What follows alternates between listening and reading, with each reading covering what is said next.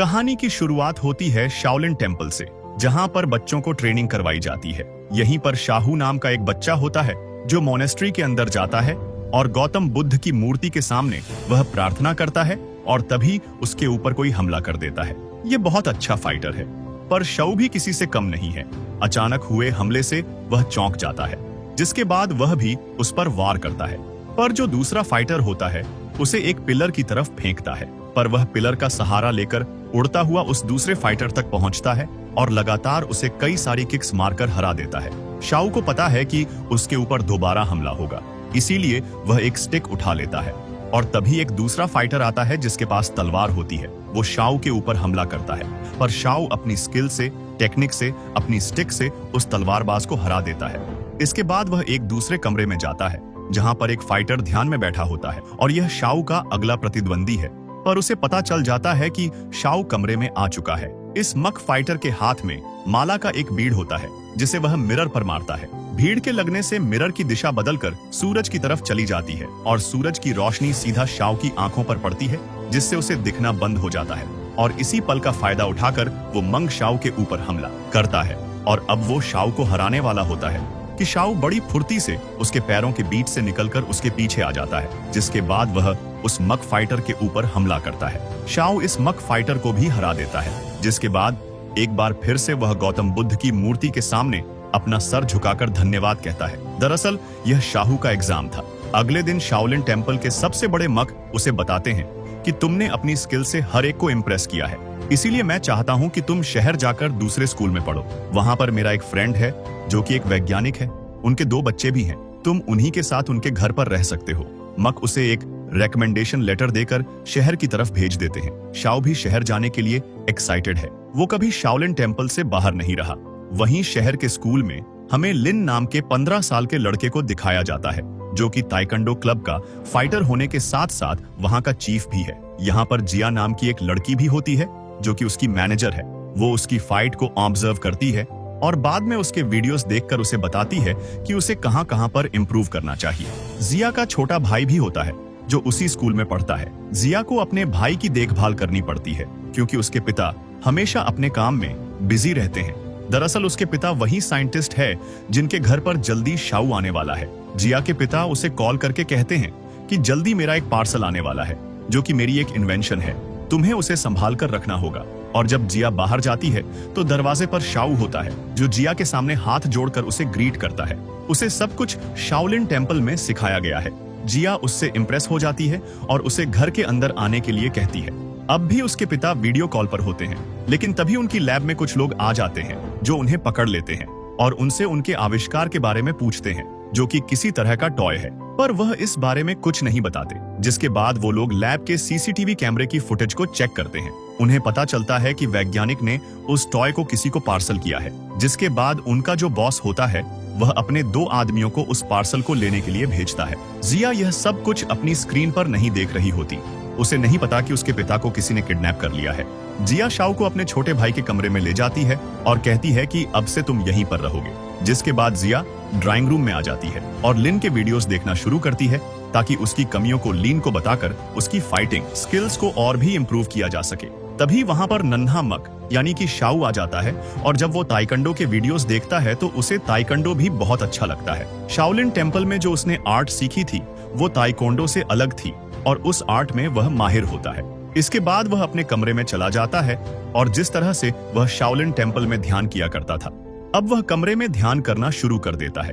पर जिया का जो छोटा भाई होता है वह वीडियो गेम खेल रहा होता है। यह दोनों एक दूसरे की आवाज से डिस्टर्ब हो रहे होते हैं। जिसके बाद नन्हा मोहंग भी वीडियो गेम में बिजी हो जाता है। भले ही वह एक अच्छा फाइटर है, भले ही उसने शाओलिन टेम्पल में अपना जीवन बिताया है, लेकिन दिल से तो वह एक बच्चा ही है और बच्चों को गेम्स हमेशा अच्छी लगती है। वहीं घर के बाहर में बॉस के उन दोनों लोगों को दिखाया जाता है जो कि पार्सल लेने के लिए आए हैं। वह देखते हैं कि घर के अंदर लाइट जल रही है, इसीलिए वह तय करते हैं कि जब सो जाएंगे तो वह चुपचाप अंदर जाकर पार्सल को चुरा लेंगे। वहीं जिया के छोटे भाई और नन्हे मोंग शाओ को दिखाया जाता है जो बहुत ज्यादा शोर कर रहे होते हैं। जिया उस कमरे में आती है और उन दोनों को सोने के लिए कहती है, जिसके बाद वह दोनों अपने बेड पर चले जाते हैं। और अब जिया उस पार्सल को खोलती है जो उसके पिता ने उसके लिए भेजा है। उसके अंदर एक छोटा सा पेंडा होता है जिस पर एक स्विच भी होता है। जैसे ही वह उस स्विच को ऑन करती है, अंदर से आवाज आती है कि तुम्हारा नाम क्या है। जिया अपना नाम बताती है। वह उसकी आवाज को और नाम को वेरीफाई करता है। पड़ा कहता है कि तुम इस पर कोई भी पासवर्ड सेट कर सकती हो। जिया को टॉय पेंडा की बात समझ में नहीं आती। वो पूछती है व्हाट पासवर्ड, और वो टॉय पड़ा इसी को पासवर्ड समझ लेता है, जिसका मतलब ये है कि अब टॉय पड़ा का जो पासवर्ड है वो है व्हाट पासवर्ड। पेंडा एक फीमेल वॉइस में बोल रहा होता है, जो कि जिया की मॉम की वॉइस है, जो अब इस दुनिया में नहीं रही। वो कहती है मॉम आई मिस यू। पेंडा कहता है मिस यू टू। अगली सुबह शाहू भी स्कूल जाने के लिए तैयार हो जाता है। स्कूल में आज उसका पहला दिन है, और जब ये तीनों के तीनों घर से बाहर निकलते हैं तो बॉस के वही दो लोग जो रात से इनके घर पर निगरानी कर रहे थे, वो इन्हें दूरबीन से देखते हैं। वह देखते हैं कि वह पेंडा टॉय जिसे यह हासिल करने के लिए यहाँ पर आए हैं, जिया के बैग के साथ लटका हुआ है। जिया को यहाँ पर लिन भी मिलता है, जिसकी सिस्टर भी उसी के स्कूल में पढ़ती है। जियान को बताती है कि तुम्हें किस तरह से अपनी फाइटिंग स्किल्स को और भी इम्प्रूव करना चाहिए। सच तो यह है कि जिया लिन को बहुत पसंद करती है और किसी भी तरह से उसे इम्प्रेस करना चाहती है, और तभी बॉस का एक आदमी आकर जिया के पड़ा को उससे छीन लेता है। और जब शाओ यह देखता है तो वह उसके ऊपर हमला कर देता है। शाओ के सामने यह टिक नहीं सकता। लेन भी उसका साथ देता है। दोनों मिलकर उसे बुरी तरह से पीटते हैं और कचरे के डिब्बे के अंदर बंद करके उसे सड़क पर लुढ़का देते हैं। डर कर वह भाग जाता है। जिया को अपना पंडा वापस मिल चुका है। वो इसे खोना नहीं चाहती क्योंकि इसमें उसकी मॉम की वॉइस है। इसके बाद यह स्कूल आ जाते हैं। टीचर शाहू को सभी स्टूडेंट्स से इंट्रोड्यूस करवाती है। वह बताती है कि यह एक मक है, जिसके बाद सभी स्टूडेंट्स उससे बहुत अजीब अजीब से सवाल पूछते हैं। कोई उससे पूछता है क्या तुम बड़े होकर शादी करोगे, कोई पूछता है क्या तुम कलाबाजी करना जानते हो, कोई पूछता है क्या तुम सबको मार सकते हो, लेकिन शाओ उनकी बात का कोई जवाब नहीं देता। क्लास खत्म होने के बाद सभी स्टूडेंट्स को ग्राउंड में ले जाया जाता है, जहां पर इनका जो फिजिकल फिटनेस टीचर होता है वह सबसे कहता है कि अगर तुमने अपने फिजिकल फिटनेस टेस्ट को पास नहीं किया तो तुम एग्जाम्स नहीं दे सकते, और अब सबका टेस्ट होता है। यहाँ पर जिया का भाई अब भी कुछ ना कुछ खा रहा होता है। दरअसल उसका खाने पीने में, गेम्स में, इन्हीं सब चीजों में ज्यादा ध्यान है। अब सब बच्चों की रनिंग करवाई जाती है। पलक झपकते ही शाओ रनिंग कंप्लीट कर लेता है और अब पुश अप्स करवाए जाते हैं। सब बच्चे दोनों हाथों से पुश अप्स कर रहे होते हैं, पर शाओ एक हाथ पर सीधा खड़ा होकर पुश अप्स करता है, जो देखकर सबके सब बच्चे बहुत इंप्रेस हो जाते हैं। खासतौर पर लिन की छोटी सिस्टर, जो कि शाओ की क्लास में पढ़ती है और अब इनसे जंप करवाई जाती है। शाओ यह टास्क भी बहुत जल्दी कर लेता है, और जब जिया का भाई शाओ को देखता है तो वह कहता है कि मैं भी यह करूंगा, और जब वह कूदता है तो बहुत बुरी तरह से गिरता है। शाओ क्लास खत्म होने के बाद कहता है कि तुम चिंता मत करो, मैं तुम्हें ट्रेनिंग करवाऊंगा, जिसके बाद तुम फिजिकल टेस्ट को बहुत आराम से पास कर लोगे।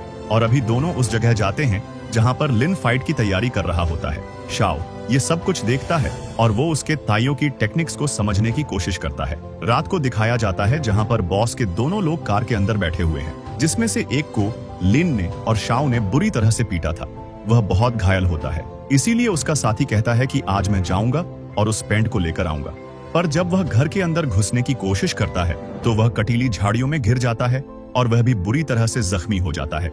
इसके बाद वह अपने साथी के पास आता है और कहता है कि हम दोनों को साथ मिलकर घर के अंदर जाना होगा। यह घर के अंदर जाते हैं। यहाँ पर शाओताई कंडो की प्रैक्टिस कर रहा होता है। उसे समझ में आ जाता है कि घर के अंदर कोई आया है, इसीलिए उन दोनों को अपनी चालाकी से कंफ्यूज करता है और बुरी तरह से गिरा देता है, और तभी उनके हाथ वो पंडा लग जाता है। बॉस के दोनों लोग पंडा लेकर यहाँ से भाग जाते हैं, पर जिस पंडा को लेकर भागे होते हैं वह एक मामूली सा टॉय था। उस टॉय को लेकर वो बॉक्स के पास जाते हैं। बॉस समझ जाता है कि यह वह पेंडा नहीं है, इसीलिए वह कहता है कि तुम्हारे पास 3 दिन का वक्त है। अगर 3 दिनों में तुमने उस पंडा को हासिल नहीं किया जो कि वैज्ञानिक ने बनाया है, तो मैं तुम्हें बहुत कड़ी से कड़ी सजा दूंगा। अगले दिन स्कूल में हमें शाओ को दिखाया जाता है, जो लिन की फाइट देख रहा होता है। यहाँ पर लिन की छोटी बहन भी है। वो शाओ से कहती है कि मेरे भाई को फाइट में कोई नहीं हरा सकता। अगर तुम अपने आप को कुंफू का बहुत बड़ा मास्टर समझते हो तो तुम उसे चैलेंज कर सकते हो। जिसके बाद शाओलिन को चैलेंज करता है। इन दोनों के बीच में फाइट अब शुरू होने वाली है। जितने भी आसपास स्टूडेंट्स होते हैं वह इन सब की फाइट देखने के लिए आगे आ जाते हैं। इन दोनों का बहुत कड़ा मुकाबला होता है।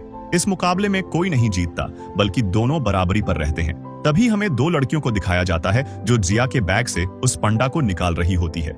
दरअसल यह लड़कियां नहीं बल्कि बॉस के वही 2 आदमी हैं जो पंडा को हासिल करना चाहते हैं। जिया का छोटा भाई इन्हें पेंडा को निकालते हुए देख लेता है और शोर मचा देता है, पर यह दोनों पेंडा लेकर भाग जाते हैं, जिससे जिया बहुत परेशान हो जाती है क्योंकि उसके डैड ने कहा था कि पंडा को संभाल कर रखना। साथ ही उसमें उसकी मॉम की वॉइस भी है। शाओ भी बहुत परेशान होता है। उसे लगता है कि अगर उसने ली को चैलेंज नहीं किया होता तो वह दोनों कभी उस पंडा को चोरी करने में कामयाब नहीं हो पाते। और जिया और ली उसे समझाते हैं कि जो कुछ हुआ उसमें तुम्हारी कोई गलती नहीं है, हम सब मिलकर उस पेंडा को दोबारा वापस हासिल कर लेंगे। वहीं बॉस को दिखाया जाता है जिसके पास अब पंडा आ चुका है। वह उसके अंदर से एक पेन ड्राइव निकालता है और उस पेन ड्राइव के सॉफ्टवेयर को अपने कंप्यूटर पर अपलोड करता है। वह बहुत खुश है क्योंकि इस सॉफ्टवेयर की कीमत लगभग 10 करोड़ है और यह जाकर भी उसे नहीं खोल पाते। बहुत ट्राई करते हैं लेकिन वह खुल नहीं रहा होता, जिसके बाद बॉस को बताया जाता है कि बिना पासवर्ड के यह नहीं खुलेगा। बॉस कहता है व्हाट पासवर्ड, और जैसे ही व्हाट पासवर्ड कहता है तो उसमें लिखा हुआ आता है वॉइस नॉट रिकॉग्नाइज्ड, जिसका मतलब यह है कि पासवर्ड तो सही है पर वॉइस वो नहीं है जिससे कि सॉफ्टवेयर खुल सकता है। जिसके बाद यह वैज्ञानिक के पास जाते हैं और पूछते हैं कि पासवर्ड किसकी वॉइस में है। वैज्ञानिक उसके सवाल का कोई जवाब नहीं देता और तभी उसके फोन पर उसकी बेटी जिया का वॉइस मैसेज आता है जो कहती है कि आज रात को मेरी बर्थडे पार्टी है, कम से कम आज तो आ जाना। बॉस समझ जाता है कि वैज्ञानिक की बेटी की वॉइस में ही पासवर्ड सेट हुआ है, इसीलिए वैज्ञानिक के फोन से उसे मैसेज करता है कि मैं जरूर आऊंगा। दरअसल वो खुद जाकर उसकी बेटी को अगवा करके यहाँ पर लाकर सॉफ्टवेयर को पासवर्ड के जरिए खोलना चाहता है। रात को जिया का छोटा भाई शाओलिन और लिन की छोटी बहन यह सब जिया के लिए गिफ्ट लेने के लिए जाते हैं। उस वक्त जिया घर पर पार्टी का अरेंजमेंट कर रही होती है। तभी उसके फोन पर उसके डैड के मोबाइल से मैसेज आता है जिस पर लिखा होता है कि बाहर मैंने तुम्हारे लिए एक बहुत ही खास गिफ्ट भेजा है। और जब वह दरवाजा खोलती है तो उसे किडनैप कर लिया जाता है।